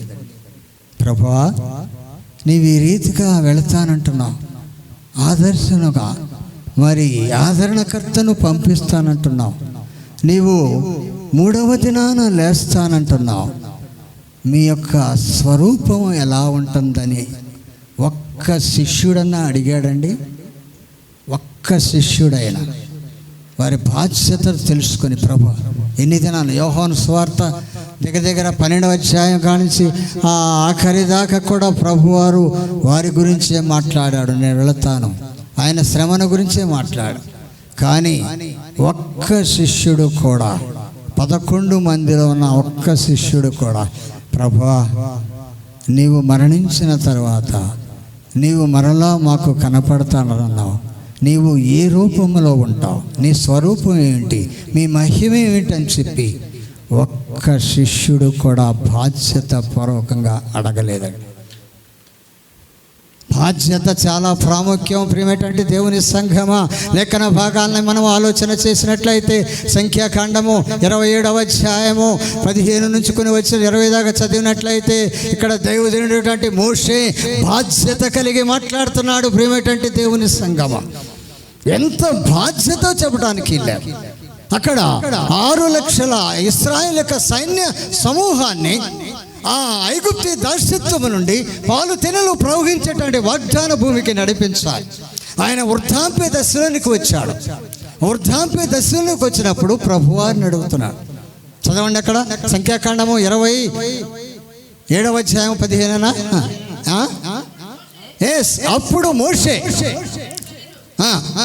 అప్పుడు మోషే యెహోవాతో ఇట్లా, నేను అయ్యా యెహోవా సకల మానవుల ఆత్మలకు దేవా. ఎంత ఎంత టీవీగా మాట్లాడుతున్నాడు, ఎంత హుందాతనముతో, ఎంత వినయ విధేయతలతో సృష్టిలో ఉన్న మానవుల అందరి ఆత్మలకు ఆయన దేవుడండి.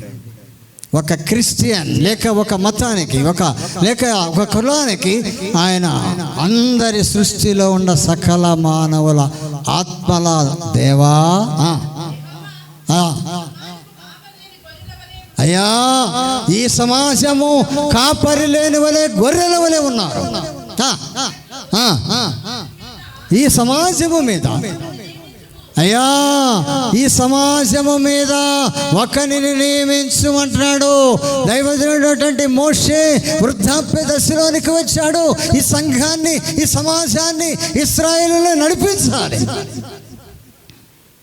ఆలోచన చేశాడండి. మోషే యొక్క బాధ్యతను గమనించాలి. మోషే అంటున్నాడు, అయ్యా దేవా యెహోవా సకల మానవుల ఆత్మలకు దేవా, ఇదిగో ఈ సమాజము చెదరిపోయినటువంటి గొర్రెల వలె కాక ఈ సమాజము మీద ఒక నాయకుడు కావాలి. ఎవరు కావాలండి? ఒక నాయకుడు కావాలి, ఒక కాపరి కావాలి, మందను కాసే కాపరి కావాలి. ఆ కాపరి సమర్థుడై ఉండాలి. ఎట్లా ఉండాలండి? సమర్థత కావాలండి. అయ్యా, ఈ మందను కాసే సాత్వికం, సమర్థత, వివేచన, భక్తి, ధర్మశాస్త్రాన్ని క్షుణ్ణంగా బోధించేవాడు కావాలి, సమర్థుడు కావాలని ప్రభువుని అడుగుతున్నాడు. మోషే బాధ్యతను తెలుసుకో. మోషే ఒకటి అడిగితే దేవుడు 4 ఇచ్చాడండి.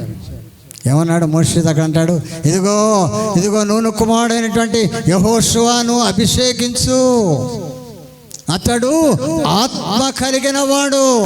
అంతేకాదు, నీవు పొందిన ఆత్మలో కొంత ఆత్మ అతని మీద.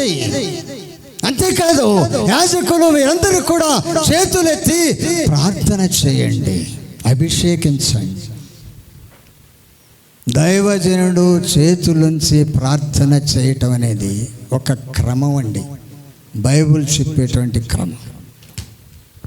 సంఘ కాపరి మన మీద చేతులుంచి ప్రార్థన చేయటం అనేది మనకెంతైనా ఆశీర్వాదం. ప్రేమేటువంటి దేవుని సంఘ కాపరి అనేటువంటి లక్షణాలు కొంతమంది చేస్తున్నారు. ఉద్యోగాలు చేస్తూ సేవలు కడుతున్నారు. అసంపూర్ణ సేవకులు వాళ్ళు. నేను అసంపూర్ణ సేవకుడిని. సంపూర్ణమైన సేవకు నేను సమర్పించుకోవాలా. కొన్ని సంవత్సరాల క్రితం 1988-90 సంవత్సరం లోపులోనే నా ప్రభు నన్ను సేవకు పిలిచాడు. ఆ పరిస్థితిలో వ్యాపారం అంతా దెబ్బతినిపోయి నష్టపోయి కృష్ణా జిల్లా పురుషోత్త పట్టణం అనేటువంటి ప్రాంతానికి నన్ను సేవకెళ్ళమని దేవుడు స్వయంగా నాతో మాట్లాడాడు. నేను ప్రభువుని వేడుకున్నాను, అయ్యా మీ సేవ కంటే మించిన భాగ్యం ఇంకొకటి లేదు ప్రభువా. దెబ్బతిని అప్పులు చేసి ఊరు పారిపోయాడని లోకం అంటుంది కనుక ఈ పరిస్థితుల్లో నేను వెళ్ళలేను ప్రభా. నా యందు దయచేసి దయించి మీ సేవకుల యొక్క పాదాల దగ్గర పడి ఉంటా, మీ సాక్షిగా జీవిస్తాను ప్రభా అని నా ప్రభువుని వేడుకున్నప్పుడు నా ప్రభువు కనికరించి నన్ను భూమి మీద ప్రైజ్ ది లార్డ్ సంపూర్ణమైన సేవకుడు కావాలి. సంపూర్ణమైన సేవ. సగం జీవితం ఉద్యోగం, సగం జీవితం సేవకులు, సంపూర్ణ సేవకులు కాదు. చాలామంది అంటూ ఉంటారు, పనివాడు జీతమునకు పాత్రుడు అంటాడు. పాత్రుడు ఎవరనగా సంపూర్ణంగా దేవునికి సమర్పించుకున్నవాడే సంపూర్ణమైన సేవకుడు. వాడే సంపూర్ణమైన కాపరి. కాపరి గురించి మాట్లాడుతాడు దైవజనుడైనటువంటి మోషే. ఈ సమాజాన్ని కాపాడటానికి, ఈ సమాజాన్ని నడిపించటానికి సమర్థుడైన ఒక కాపరి కావాలి, ఒక నాయకుడు కావాలి. సంఘాన్ని నడిపించే సంఘ కాపరి కావాలి. మన కొరకు దేవుని సన్నిధిలో విజ్ఞాపన చేసే ఒక దైవజనుడు కావాలండి. అది సంఘానికి ఎంతైనా ఆశీర్వాదం ప్రేమటువంటిది. అందుకనే ఆ సంఘ కాపరి కన్నీటితో ఆ సేవ చేయకూడదు. అందుకనే హెబ్రీయులకు రాసిన పత్రిక 13వ అధ్యాయము 17వ వచనంలో మనం చూసినట్లయితే అక్కడ ఆ సంఘ కాపరి యొక్క బాధ్యతలు అక్కడ మాట్లాడుతున్నాడు. చూడండి, హెబ్రీయులకు రాసిన పత్రిక 13వ అధ్యాయము 17వ వచనము.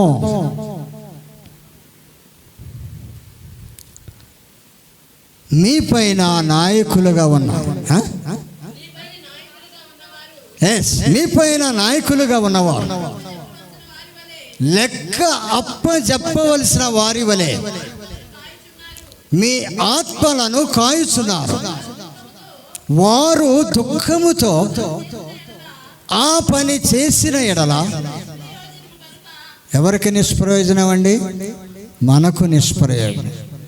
మన ఆత్మలను కాసే కాపరి దుఃఖముతో పని చేయకూడదు. దానివల్ల నిష్ప్రయోజనం. దుఃఖముతో కాక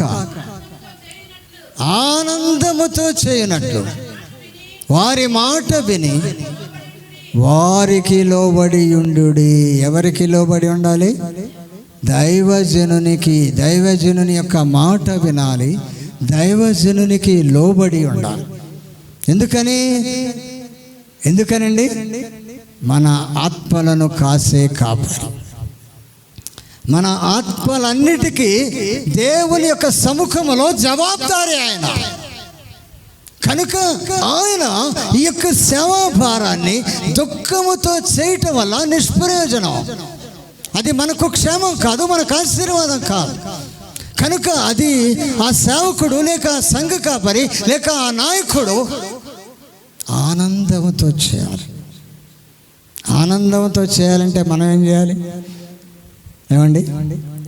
దైవజనుడే అంతేకాదు, మన దశమ భాగాలు, మన ప్రథమ ఫలాలు ప్రతిదానిలో దేవునికి సమర్పించాలి. దైవజనుడికి ఇస్తే దేవునికి ఇచ్చినట్టే. మనందరికీ తెలిసినటువంటి ఒక సేవకుడు ఉన్నాడు, మన బాప్టిస్ట్ పేట వాళ్ళందరికీ తెలుసు. మరి ముఖ్యంగా పౌల్ బాబాయ్కి, దేవదాన పెదలందరికీ తెలుసు. కొదమల ఇస్సాక్ అనేటువంటి ఒక చిల్లరి దొంగ వాడండి. చిల్లరి దొంగతనాలు చేస్తూ ఉండేవాడు. అయితే ఆయన ప్రభు ద్వారా పట్టబడ్డాడు. ఒక దైవజనుడి ద్వారా అతను పట్టబడ్డప్పుడు అతడు దొంగగా తన జీవితానికి స్వస్తి చెప్పి ప్రభువుని వెంబడించాడు, ప్రభు కొరకు జీవించాడు. అంతేకాదు, ఆ వ్యక్తిని సేవకు వడ్లపూడి పొమ్మన్నప్పుడు తనకున్నటువంటి ఆ నివాసాన్ని అమ్మి వేసేసి దైవజనునికి మరి ఇచ్చి వేసేసి ఆ ప్రాంతానికి వెళ్ళాడండి. కొన్ని సంవత్సరాలు చాలా కష్టపడ్డాడు. ఇట్ ఈస్ రియల్, జరిగినటువంటి విషయం. భార్య నిందించింది, కొంప మేసావు, అదే మేసావు, ఇదే మేసావు అని చెప్పి సొనుగుడు మొదలుపెట్టింది. అట్లానే శ్రమతో, వేదనతో, దుఃఖముతో చేశాడు. కొన్ని సంవత్సరాలత ఒక బ్యాంక్ మేనేజరు ఆ దైవజనుడు దేవుని వాక్యాన్ని ప్రకటిస్తూ ఉంటే అతని యొక్క హృదయాన్ని దేవుడు ఆకర్షించాడండి. ఎక్కడో కృష్ణా జిల్లా ప్రాంతాల్లో అతను ముత్యాలపాడు ఏదో ఉంటుంది, విజయవాడ సమీపంలో కాకుండా చాలా దూరం అండి. ఆ ప్రాంత నివాసి ఇండియన్ ఓవర్సీస్ బ్యాంక్ మేనేజర్గా మంగళి వడ్లపూడికి ట్రాన్స్ఫర్ అయ్యి ఉద్యోగం చేస్తుంటాం. ఆ దైవజనుడు దేవుని వాక్యాన్ని చెప్తూ ఉండగా విని ఆకర్షించబడి రక్షించబడ్డాడు. రక్షించబడ్డ తరువాత ఆయన తన జీతంలో 10వ భాగం తరువాత ఆ నెల మొత్తం తెచ్చుకుంటారు కదా ఎంప్లాయీస్ అంతా, ఒక్కసారి నెలకు సరిపడా నూనెలు, సబ్బులు, వగైరాయలు అని. సో ఆ బ్యాంక్ మేనేజరు ఆయన నెల భత్యాలు 10వ భాగమే కాక నెలలో మొత్తం దేవునికి ఇచ్చింది. సమస్త ప్రతిదీ కూడా సబ్బుల్లో, నూనెల్లో, ఇంకా మరొక దానిలో అన్నాడు.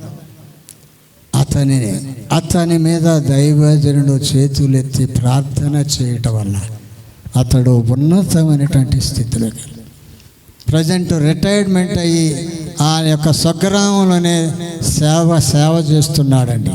Praise the lord.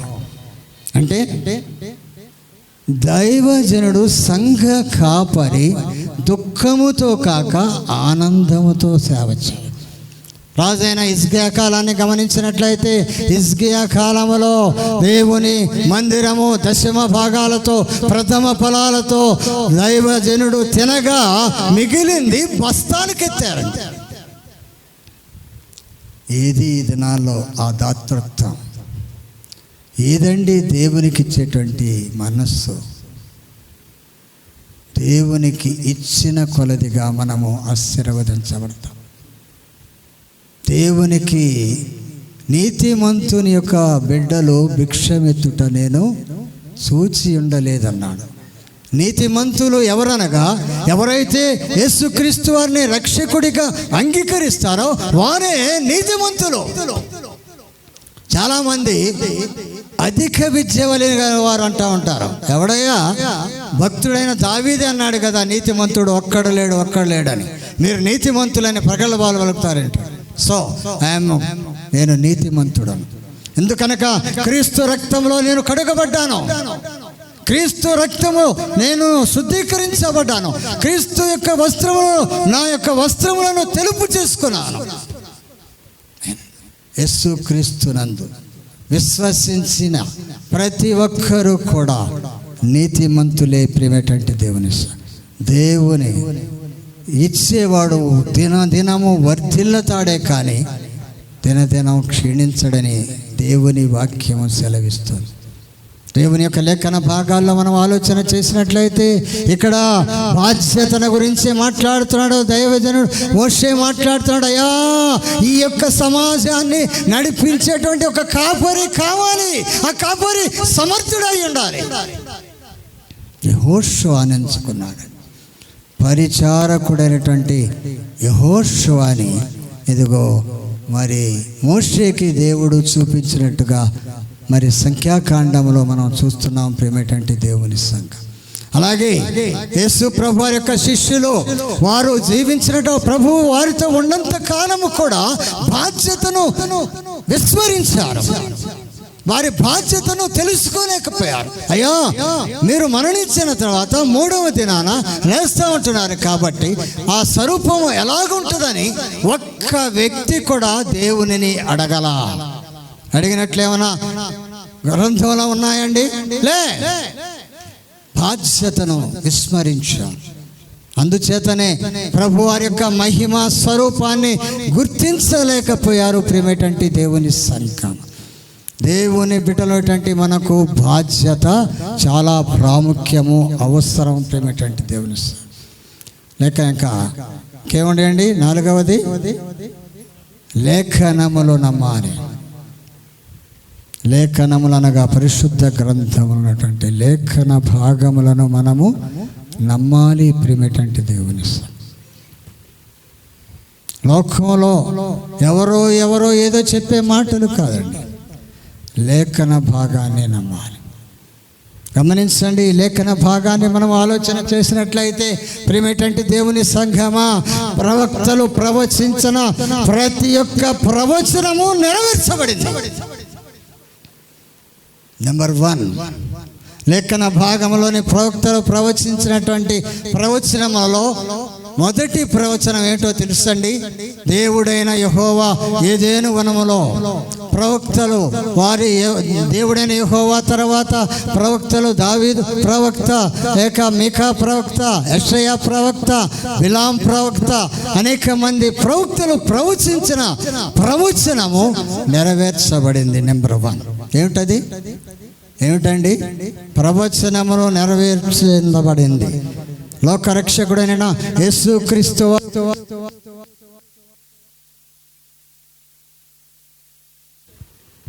ప్రభు అయినటువంటి యేసుక్రీస్తు వారు ఈ లోకములో జన్మిస్తాడని ప్రవచించినటువంటి ఆ లేఖన భాగాన్ని ప్రభు వారు నెరవేర్చారు. నెంబర్ 1.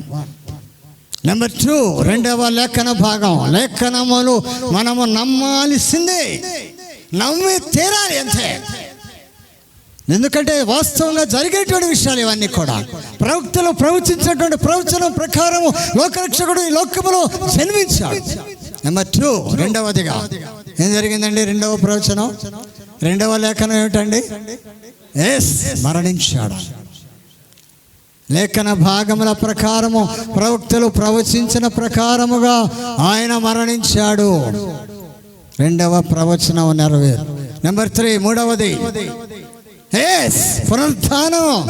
పునరుత్థాన దినాన్ని మనం నమ్మేవు కాబట్టి, మనం విశ్వసించాము కాబట్టి, మన పనిపాటలన్నీ కూడా విడిచిపెట్టి, మన అనుదిన కార్యక్రమాలను కూడా విడిచిపెట్టి, నా ప్రభు పునరుత్థానుడయ్యాడు, నా ప్రభు తిరిగి లేచాడని విశ్వాసముతో మనమందరం ఇక్కడ కూడి ఉన్నాం. మన విశ్వాసము చాలా గొప్పది. ప్రియమైనటువంటిది లేఖనములు నెరవేర్చబడుతున్నాయి. నెంబర్ 3, 3వది ఆయన మొదటిదిగా జన్మించాడు, 2వదిగా మరణించాడు, మరణాన్ని జయించాడు.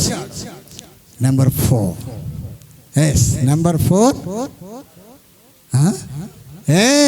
ప్రైజ్ ది లార్డ్, ఆయన తిరిగి వస్తాడు. లేఖనముల భాగంలో ప్రభునేటువంటి యేసుక్రీస్తు వారు ప్రవచించినటువంటి ప్రవచనం అండి ఇది. ఆయన ప్రవచించాడు. మొట్టమొదటిగానే యోహాను సువార్తలో 14వ అధ్యాయంలో అక్కడ అంటాడు, నేను మరలా వస్తాను, నా తండ్రి ఇంట అనేకమైనటువంటి నివాసములు కలువను కనుక నేను మరలా వచ్చి మీ కొరకు సిద్ధపరిచి మరలా ఆ స్థలములో కూర్చుండబెట్టడానికి, మిమ్ములను తీసుకుని వెళ్ళటానికి వస్తానన్నాడు. ప్రభువారు ప్రవచించినటువంటి ప్రవచనం ప్రేమేటువంటి దేవుని సంఘం. అంతేకాదు ఆయన ఆరోహణమై వెళ్ళుచుండగా అపోస్తల కార్యం 1వ అధ్యాయము 9-10 వచనాల్లో మనం చూసినట్లయితే ఆయన ఆరోహణమై వెళ్ళుచుండగా ప్రకాశమానమైనటువంటి 2 మనుష్యులు ప్రవచించారు. ఓ గలిలయ మనుష్యులారా, వారు చూచుచుండగా ఆయన ఆరోహణమై వారి కన్నులకు కనబడకుండా ఒక మేఘము ఆయనను వారు ఆకాశము వైపు తేరి చూచుచుండేరి. శిష్యులండి. అక్కడ ప్రధానమైన ప్రకాశమానమైన ఇద్దరు మనుషులు అంటాడు. మీ మధ్య నుండి ఏ రీతిగా ఆరోహణమై వెళ్ళుచున్నాడో ఆ యేసే లేక ఈ యేసే మరలా అదే రీతిగా మేఘారుడై వస్తాడు. ఇద్దరు ప్రకాశమైన దూతలు ప్రవేశం యేసు ప్రభువారు ప్రకటించాడు. మరొకసారి యేసు ప్రభువారు చెప్పాడు. ఎక్కడో తెలుసండి? మరొక్క చోట ప్రభు అనేటువంటి యేసుక్రీస్తు వారు చెప్పాడు. ప్రకటన గ్రంథంలో చూసినట్లయితే 22వ అధ్యాయం 7వ వచనం అంటాడు, ఇదిగో నేను త్వరగా వచ్చుచున్నాను. లేఖన భాగం 3 లేఖన భాగాలు నెరవేర్చబడ్డాయి. 4వ దానికోసం మనం ఎదురు చూస్తున్నామండి. 4వ లేఖనము నెరవేర్పు కొరకు మనము ఎదురు చూస్తూ నిరీక్షిస్తూ సిద్ధపాటు కలిగి ఉండాలి. ఆ తెల్లవారుజామున స్త్రీలు ఏ రీతిగా సిద్ధపడి ప్రభు యొక్క మాట మీద విశ్వాసం ఉంచి ఆ సమాధి దగ్గరికి వెళ్ళారో అటువంటి సిద్ధపాటు కలిగి దేవునిని ఎదుర్కొనే వారముగా ఉండాలి. ఆయన సజీవుడు, ఆయన యుగ యుగములకు దేవుడు, ఆయన మొదటివాడు కడపటివాడు ఆయనే. అందుకనే పౌలు భక్తుడు అంటాడు, ఎక్కడ? మొదటి దశలైనటువంటి పత్రిక 4వ అధ్యాయము 16వ వచనం 17వ వచనాలు దయచేసి చదువుమా. ప్రధాన దూత ఆర్భాటముతోనూ ప్రధాన దూత శబ్దముతోనూ దేవుని బోరుతోనూ పరలోకము నుండి ప్రభు దిగి వచ్చును. క్రీస్తునందుండిన మృతులైన వారు మొదట లేతురు. ఆ మీదట సజీవులమై నిలిచియుండు మనము ఎవరితో? మృతులైన వారు మొదట లేతారు. ఏమండి? సమాధిలో ప్రభువునందు నిద్రించిన పేరు రాసినంత మాత్రాన వారు ప్రభువుతో లేవరండి. గమనించాలి, మోసపోకూడదు. నామకాగా, అలవాటుగా, ఆనవాయితీగా ఎట్టా సరే తాగుపోతాడవని, తిరిగిపోతాడవని, మారు మనసు పొందకపోని వాడు ఏం చేస్తాడు? ప్రభువునందు నిద్రించాడు. వారు ప్రభువునందు నిద్రించాలి కాదు, ప్రభువునందు నిద్రించిన వారే మొదట లేస్తారు. మొదట లేసేది ఎవరనగా ఆయన కడపూర శబ్దం మోగినప్పుడు ఆర్భటముతోనూ ప్రధాన దూత శబ్దంతోనూ దూతతోనూ ఆయన దిగి వచ్చుచున్నప్పుడు మొదట లేసేది ఎవరండి? పరిశుద్ధులు మాత్రమే. క్రీస్తునందు మృతులైన వారు మాత్రమే మొదట లేస్తారు. గుర్తుపెట్టుకోండి. ప్రభువైనటువంటి యేసుక్రీస్తు వారు శరీరధారిగా ఉన్నట్టు నాలలో ఆయన చనిపోయినప్పుడు ఆయన ఆత్మను దేవుని సన్నిధికి అప్పగించుకున్నప్పుడు ఏం జరిగింది? భూకంపం జరిగింది. ఆకాశం చీకట్లు కమ్మాయి, కొండలు పగిలిపోయాయి, గర్భాలపు దేవాలయపు తర్వాత నడిమికి చినివింది. ఇదిగో పరిశుద్ధులైనటువంటి వారందరూ సమాధులలో నుండి లేపబడ్డారు. Praise the lord. పరిశుద్ధులు మాత్రమే ప్రభువైనటువంటి యేసుక్రీస్తు వారు శరీరధారిగా ఉన్న దినాలలో లేపబడ్డారు. అదే రీతిగా ఈయన ఆ మధ్యాకాశానికి వచ్చినప్పుడు క్రీస్తునందు మొదట మృతులు లేస్తారు. గమనించాలి. ఇది ఆర్భాటముతోనూ ప్రధాన దూత శబ్దముతోనూ ఇదిగో బోరతోనూ ఆయన దిగి వచ్చినప్పుడు, పరలోకము నుండి దిగి వచ్చినప్పుడు మొదట ప్రభువునందు మృతులైన వారు లేస్తారు. తర్వాత సజీవులైనటువంటి మనము వారితో కూడా మేఘమండలం మీద ప్రభువుని ఎదుర్కొనుటకును ఆకాశ మండలమునకును మేఘముల మీద కొనిపోతామండి. ఎంత ధన్యత అండి, ఎంత భాగ్యం అండి, ఈ లోకంలో చనిపోయినప్పుడు బ్యాండ్ మేళాలతో, దానితో, సన్నాయి మేళాలతో, పూలతో ఊరేగింపులు ఎన్నో చేస్తారు. అది మానవ నైజం. కానీ పరిశుద్ధ లేఖన భాగాన్ని మనం గమనించినట్లయితే సజీవులమైన మనం ఆయనను ఎదుర్కొంటాం. అట్లా దేని మీద? అట్లా అండి, మేఘముల మీద అండి. ఎంత గొప్ప భాగ్యం ఇచ్చారండి అల్పులమైన మనం. ఆ మీదట అంటే ప్రభు వచ్చేంత వరకు సజీవులైన వారు అని అర్థం. ఆయన ఎప్పుడు వస్తాడో తెలియదు. ఆయన రావటం అనేది ఖాయం. ఎందుకంటే లేఖనాలు నెరవేర్చబడ్డాయి. జన్మించాడు, మరణించాడు, మరణాన్ని జయించాడు, మరలా ఆయన వస్తాడంతే. ఆయన మాట తప్పని మారని. మనమైనా మాట తప్పుతాం, కానీ ఆయన మాట తప్పుడు. ఆయన జీవించినటువంటి దినాలన్నీ కూడా నిశ్చయముగా అన్నాడంతే. ఖచ్చితంగా వస్తాను అన్నాడంటే వస్తాడంతే. దాంట్లో ఏమాత్రం కూడా సందేహం లేదండి. కనుక ఈ జీవించినటువంటి దినాన,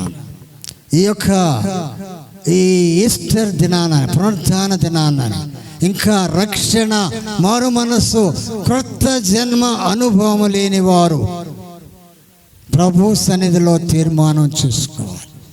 ప్రభా, నా కొరకు లేఖనములన్నీ నెరవేర్చావు. ఇంతవరకు లేఖనములు నమ్మక జీవించాను ప్రభా. నేను నమ్ముచున్నాను, నేను విశ్వసిస్తున్నాను, నీ వాక్యానుసారంగా జీవిస్తాను. ఆయన మీరు మధ్యాకాశానికి వచ్చినప్పుడు నా జీవితాన్ని పరిశుద్ధతగా కాపాడుకొని సిద్ధపాటు కలిగి సజీవుడుగా మేఘముల మీద కొనిపోడతాననే ఒక నిరీక్షణ కలిగి మనం జీవించాలి. ఉండొచ్చు, వ్యాపారం ఉండవచ్చు, ఉద్యోగం ఉండవచ్చు, ఇంకా ఎంత ఉన్నతమైన స్థితి మనకు అవ్వచ్చు, మంచిది, ఆశీర్వాదం. కానీ అన్నిటికీ మించిన ఆశీర్వాదం ఏమిటంటే దేవుని రాజ్యాన్ని స్వతంత్రించుకో. సామాన్యం కాదండి దేవుని రాజ్యం స్వతంత్రించుకోవటం అంటే. భక్తి శ్రద్ధలు కావాలి, సత్ప్రవర్తన కావాలి, విశ్వాసాన్ని కాపాడుకోవాలి. ఎప్పటి వరకు? కడ వరకు, అంతము వరకు. ప్రియమైనటువంటి దేవుని సజీవులుగా ఉన్నటువంటి మనము ఆ మేఘమండలం మీదకి, మేఘాల మీద కొనిపోబడతాం. ప్రవక్త అయినటువంటి ఏలియా గారు అగ్ని రథముల చేత ఆయన రాజ్యానికి కొనిపోబడ్డాడు. వాస్తవమా అవాస్తవమా? వాస్తవం అండి. ఎలీషా చూస్తూ ఉండగానే వారిద్దరిని వేరు చేసేసారు. ఆ అగ్ని రథాలు వచ్చి ఆయనను ఎత్తుకొని తీసుకున్నాడు. చూస్తూనే ఉన్నాడు ఎలీషా. ఆయన వేరు చేయబడటం చూస్తూనే ఉన్నాడు. కేకలు వేశాడు, హృదయాన్ని చించుకున్నాడండి. అగ్నిరథ. అయితే దేవుని నమ్మిన బిడ్డలు ఏంటంటే మన కొరకు దేవుడు ఏం పంపిస్తాడండి? ఏం పంపిస్తాడు చెప్పాలా? మేఘాలండి. మేఘాల మీద మనం కొనిపోబడతాం. ప్రియమైనటువంటి దేవుని సంఘం, సజీవుడైన వాడు ఆయన సజీవుడు. ఇంకా మృతులలో వెతకటం అనేది వ్యర్థమైనటువంటి పని అండి. ఆయన యుగ యుగములు సజీవుడుగా రాబోతున్నాడు. ఆ మేఘమండలం మీద, ఆ మధ్యాకాశానికి వచ్చినప్పుడు మహిమ వస్త్రములు ధరించి ఆయనతో మేఘమండలం మీద కొనిపోబోయేటువంటి భాగ్యాన్ని ప్రభువైనటువంటి యేసుక్రీస్తు వారు మనకిచ్చాడు. గనుక అట్టి జీవితాన్ని పరిశుద్ధతగా కాపాడుకొనుచు దేవుని కొరకు సిద్ధపాటు కలిగి నమ్మకంగా దేవుని రాజ్యంలో స్వతంత్రించుకోవాలని ఈ పునరుద్ధాన దినాన ప్రభువైనటువంటి యేసుక్రీస్తు వారి యొక్క కృపను బట్టి మిమ్మల్ని అందరినీ బ్రతిమలాడుకుంటున్నాను. దేవుడి వాక్యమును మన వినికిడిలో ఫలింపచేయునుగాక. Amen, amen. Praise the lord. చాలా శ్రేష్టమైనటువంటి వర్తమానము ఈ దినమందు యొక్క పునరుద్ధాన దిన ప్రాతకాల ఆరాధనలో చాలా అద్భుతమైనటువంటి అమూల్యమైనటువంటి వర్తమానము. యేసు ప్రభువు లేఖనముల ప్రకారంగా ఈ లోకములో జన్మించి లేఖనముల ప్రకారంగానే ఆయన శిలువ మరణము పొందుకొని మరణించి సమాధి చేయబడి లేఖనముల ప్రకారంగా ఆయన పునరుద్ధానము చెంది ఆ తరువాత మరలా ఆయన రాబోతూ ఉన్నాడు. ఆయన రెండవ పర్యాయము కొదమ సింహం వలె ఈ లోకములో ఆయన శిలువ మరణము పొందుకునేటువంటి క్రమములో ప్రేమామయుడిగా, కరుణామయుడిగా, దయామయుడిగా కనపడినటువంటి ప్రభువు రెండవ పర్యాయము ఆకాశ మేఘారూఢుడై వచ్చుచున్నటువంటి సమయంలో ఆయన తీర్పు తీర్చేటువంటి వాడిగా, ఉగ్రతను కనపరిచేటువంటి వాడిగా, ఒక పరిపాలకుడిగా, ఒక రాజుగా ఈ లోకంలోనికి రారాజుగా రాబోతున్నటువంటి సమయంలో ఆయన్ని ఎదుర్కోవడానికి అవసరమైనటువంటి సిద్ధపాటు అనేటువంటిది కూడా నేటి దినాల్లో వధువు సంఘమునకు అవసరము. పరిశుద్ధ గ్రంథంలో చాలా లేఖనాలను ఆధారం చేసుకున్న దైవజనులు మాట్లాడి ఉన్నారు. మగ్దలేని మరియా అనేక మంది స్త్రీలు యేసు ప్రభు వారి యొక్క సమాధిని దర్శించడానికి సిద్ధపడ్డారు. విశ్రాంతి దినమందే సిద్ధపడి సుగంధ ద్రవ్యాలను సిద్ధపరచుకుని సిద్ధపడి వెళ్ళారు. కానీ వాస్తవంగా వారు కూడా ప్రభు మాటల పట్ల సరైనటువంటి నమ్మకాన్ని, విశ్వాసాన్ని కనపరచలేదు. ఎందుకంటే ఆయన సజీవుడు కాబట్టి. సజీవుడైనటువంటి వారిని మృతుల్లో వెతకడానికి వెళ్ళారు, సమాధుల్లో వెతకడానికి వెళ్ళారు. సో విశ్వాసము, నమ్మకం అనేటువంటిది లోకములో మానవుని యొక్క జీవితంలో కొదువుగా ఉంటుంది. వింటూ ఉన్నారు కానీ మాట మీద నమ్మకము లేనటువంటి ఆలోచన ప్రభుతో ఉన్నటువంటి, ప్రభు మాటలు వినటువంటి స్త్రీలలోనూ కనపడింది. ఆయన వెంబడించినటువంటి శిష్యుల్లోనూ కూడా కనపడింది. ఎందుకంటే వారు విద్య లేనటువంటి పామరులు అనుకుందాము. ప్రభువారు ఆ సమయంలోనే వారికి నేర్పిస్తూ ఉన్నారు. సమస్తము వారికి నేర్పించబడుతుంది, బోధించబడుతూ ఉంది. దేవుని రాజ్యాన్ని గురించి కానీ, పరలోక రాజ్యాన్ని గురించి కానీ, దేవుని రాజ్య సంబంధమైనటువంటి సంగతులన్నీ కూడా యేసు ప్రభువారు వారికి నేర్పించుకుంటూ ముందుకు వెళుతూ ఉన్నారు. కాబట్టి ఆ కాలంలో దేవుడు వారిని కొంచెము సమస్తము సిద్ధపరిచారు. కానీ ఈ కాలంలో నేర్పించబడ అవసరం లేదు, అంతా తెలుసు. యేసు ప్రభువారు వచ్చి మరలా ఇదిగో నేనే ప్రభువుని, నేనే రక్షకుని ఆయన మరలా వచ్చి చెప్పుకోవాల్సినటువంటి పరిస్థితి లేదు. అంత జ్ఞానము పెరిగిపోయింది, టెక్నాలజీ పెరిగిపోయింది. కానీ మరలా ఆనాటి కన్నా, అపోస్తలుల కన్నా వారు విద్య లేని వారు, ఎన్నిక లేనటువంటి వారు, పామరులుగా ఉన్నప్పటికీ కూడా నేటి దినాల్లో అధికమైనటువంటి జ్ఞానం విస్తృతంగా ఉన్నప్పటికీ కూడా వారు తెలుసుకున్న దానిలో కొంచెం కూడా ప్రభువుని తెలుసుకోలేనటువంటి పరిస్థితులు. వారు తెలుసుకున్న దానిలో చాలా చక్కటి మాటలు. వారు కలిగినటువంటి విశ్వాస జీవితంలో 100%లో 1% కూడా నేటి దినటువంటి క్రైస్తవ సంఘాల్లో ఆ విశ్వాసం లేదు, ఆ నమ్మకం లేదు, ఆ వెంబడించేటువంటి విధానం లేదు, ఆ ప్రభు కొరకు ప్రాణము పెట్టేటువంటి ఆ స్థితిలోనికి రాలేనటువంటి పరిస్థితులు. కానీ దేవుడు రాబోతూ ఉన్నాడు, ఆయన రాబోతూ ఉన్నాడు. ఖచ్చితంగా ఆయన లెక్క అడగబోతాడు. ఆయన ఎదుట నిలబడినప్పుడు తీర్పు తీర్చేటువంటి సమయంలో ప్రతివాడు వాను క్రియలు చొప్పున వారికి ఇవ్వడానికి జీతం ఆయన ఉన్నది. కాబట్టి ఈ ఉదయకాల సమయంలో ఈ పునరుత్థాన సందేశముతో పాటు మంచి ఆత్మీయమైనటువంటి హెచ్చరిక, ఏ విధమైనటువంటి విశ్వాస జీవితాన్ని మనం కలిగి ఉన్నామో చాలా చక్కటి హెచ్చరికతో కూడినటువంటి వర్తమానం అందించిన ప్రియ సహోదరులు, దైవజనులు, అందుకే వసుంధర గారికి ప్రభు నామములో హృదయపూర్వకమైనటువంటి వందనాలు తెలియజేస్తూ ఉన్నా. నిజంగా వారు దేవుని యొక్క వాక్యాన్ని బోధిస్తున్నటువంటి సమయంలో నేను కూడా ఆశ్చర్యపోతూ ఉంచాను.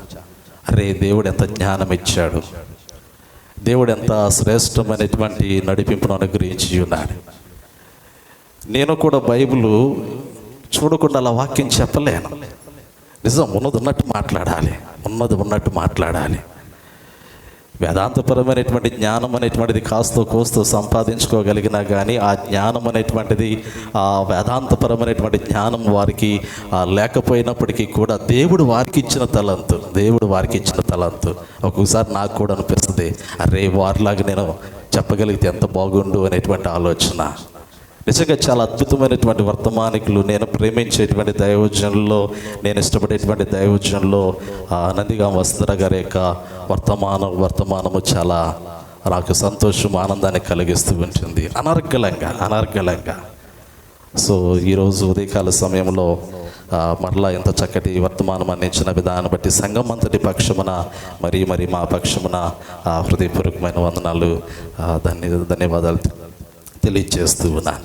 ఈ సమయంలో కోయిర్ వారు ముందుకు వచ్చి లేచినాడు రా సమాధి గెలిచినాడు అనే ఆ పాట పాడుతూ ఉండగా కానుకలు పట్టవలసిందిగా మనం చేస్తూ ఉన్నాను.